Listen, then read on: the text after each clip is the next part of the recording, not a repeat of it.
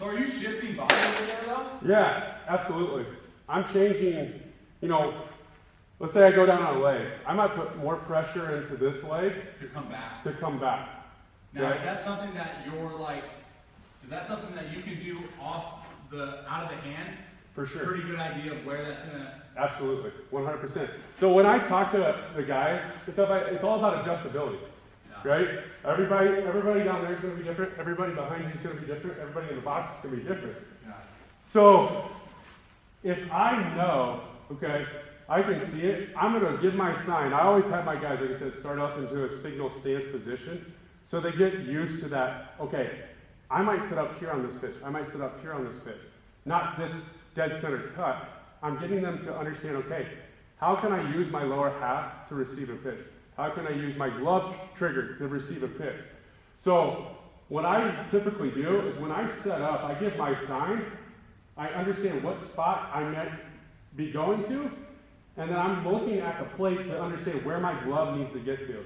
So I have like an internal clock in my head of saying, okay, if that ball's pitched to my knee, I understand how far away I am from the plate with my glove. Does that make sense? Give me, all right, so say we're gonna go just regular 0-0 glove side down heater. Yeah. Now, show me like how late you would set up and how you would go about that approach. Okay, so I always tell everybody, hey, you gotta keep as much of your body on the plate as possible. Because if I step off here, and let's say you're coming back from an injury, or the pitch count needs to stay low, right? I want to keep as many plates or many balls on the plate as possible to get borderline ball strike, more to increase the strike call probability. So I'm not going to set up way over here. Which people do, and that's frustrating. It is frustrating for you, especially, right? They'll go knees on black. Yes. Where I'm thinking like piece. Yes, exactly. On the black, and it depends on who you are, I think.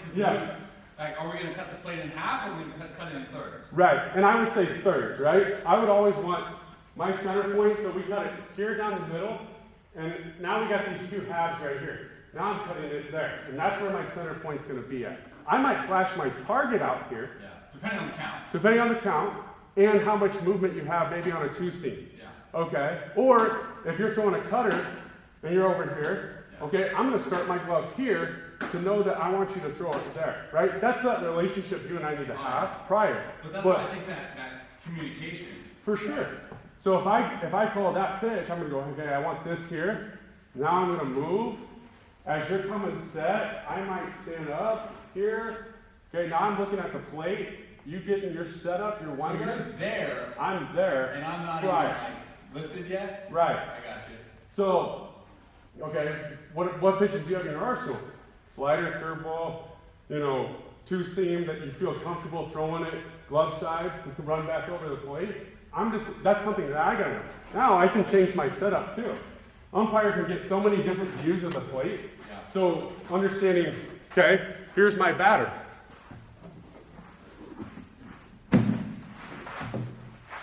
Right? Where's that umpire gonna be at? He's gonna be right here in the slot. So if maybe I don't set up this way, because now I'm blocking it, and now my body's set up facing the second baseman.